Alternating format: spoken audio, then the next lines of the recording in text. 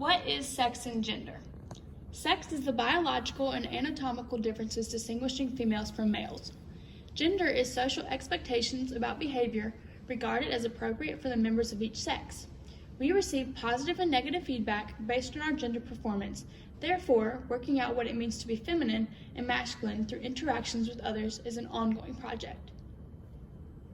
What is gender identity?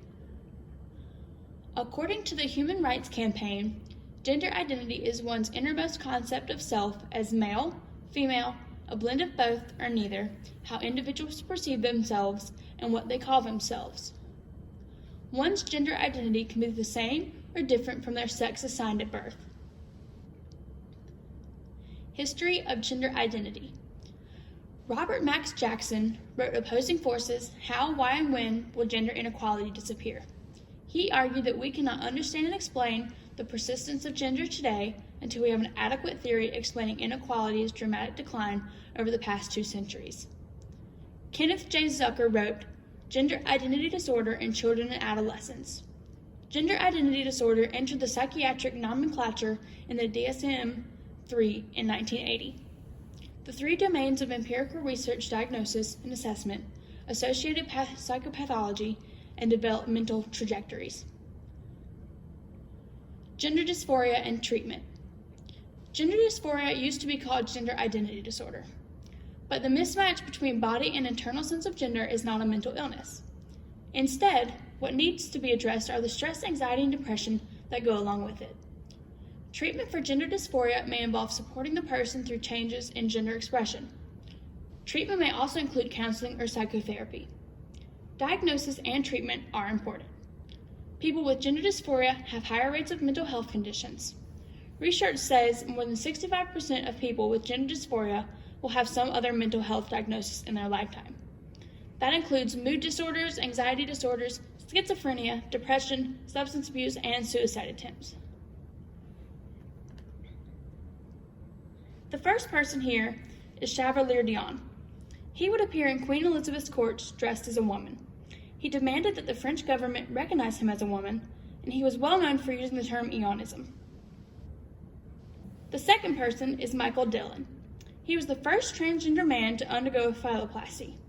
He published a book called Self, A Study in Endocrinology and Ethics. He aided in the transition of Roberta Cowell. The third person is Christine Jorgensen. She was the first American woman to undergo gender reassignment surgery. She went from a man to a woman. Many movies and books are based on her story. Are children under 10 too young to know their gender? So I don't think age has anything to do with it. As far as for my own personal case, I can remember back to 5th or 6th grade understanding that the way I identified didn't necessarily meet the standard of a typical male. So no, I don't think age has anything to really do with how old you are determining what your gender is. Okay. How do you feel about gender inequality within the norms of power and control? So in forms of inequality with gender roles, I feel like there's a set standard, the ideal that people try to live, and this is what a man should look like, this is what a female should look like. And too often you have people like myself who just kind of float somewhere in the middle. I think gender is a spectrum, and so for people to think that there's one type, or even when we think back to how men used to be the household, run the household, and they were the provider, yes. So there's gender expectations, and I think that we just need to understand how society is shifting and not have those old Strict yes. mold that everyone should fit into. Exactly. Yeah. How can others be more open-minded about the LGBTQ community? So it's not something you can force. It's something you have to let happen naturally. I try to be open and transparent about it, and just, continued presence, positive presence is always going to be beneficial. When people have a better understanding of something is when they're less afraid or worried about how things are in a society. So I know this isn't on there, but do you think people in the community can overdo it sometimes on like trying to force it onto other people? I feel like, just like with anything, there are people who can overdo anything. So there are appropriate ways to relay your message. I mean, obviously, you don't want to have people who are anti-protesting the protesters. Right. Because at that point, you're just getting in a screaming match, and there's no need to get that. Like, yes, we should be passionate, but there's a right way and a wrong way to do everything. So. Okay. So why do you think society gives people who do not follow society's norms of gender identity such a hard time? So back to the question earlier, where there's this perfect box in everyone's head where they think of this is how someone should be.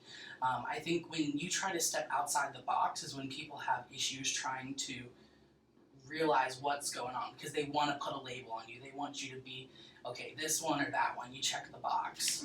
So often when you have somebody who doesn't necessarily fit that standard is when people kind of have issues with it. And just having that freedom to express themselves in anything can sometimes scare people. Right. So. Should children be allowed to learn about gender identity at school? So like early ages, like elementary school, because I know in college you do learn about that in sociology and stuff, but elementary, kindergarten. So I think it should be an entry level, like just the understanding of what it is. Because I think so often when you're young, there's this kind of idea where they don't understand the difference between what your sexual orientation is, what your sex is, and what your gender is. Okay. So there's often that understanding of, okay, the sex is what is between my legs, where the gender is how I identify. Okay. So if people understood that at a younger age, I think people would have less misunderstood feelings. Like, there's people who don't realize their gender expression until they're later in life, just because they don't understand that at a younger age. So how do you think parents who would send their kids to school like that would react to something that happening in that way of like, oh, my child shouldn't be learning this at such a young age? I think depending on how you relay the message. If you approach it from a strictly scientific, this is how this is what this is. Right. You don't have to go into the nitty gritty and details, but just a basic understanding of just where you're coming from. I think that is important. I think parents nowadays will be a little bit more inclined to it just because of how much we've progressed from back when you couldn't even really talk about sexual education in school. So I think it's made progress, but there of course will still be people who have issue with it, and I think it's just one of those things, kind of like if you don't want your kid to go through sexual education, you can opt them out. Some people may see that as it's an option, but giving them opportunity to learn and understand that, I mean, it's going to benefit you. I mean, yes, they may have questions, but as a parent, you want to prepare your kid for the society that they're living in. Right. So.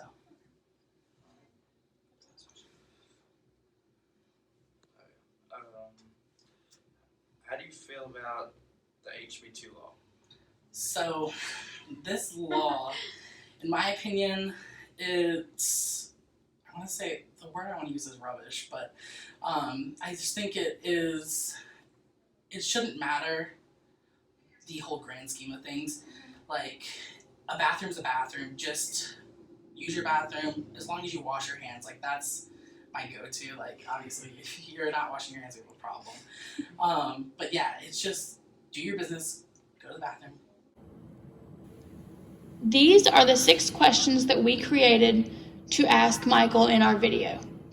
We created these questions so that they would touch on the 8 agents of socialization. Why opinions differ. Everyone will have their own opinion of what gender identity is based off of, how they were raised, where they grew up, and what they were taught. Gender identity today. Today, gender identity is not just about being male and female. Society is slowly starting to accept the different identities and how some people are changing their gender identity to be able to feel more themselves. It is not easy for people who decide to identify differently, as society is harsh and not fully understand it yet. Our hope is that society will one day fully accept people for who they choose to be.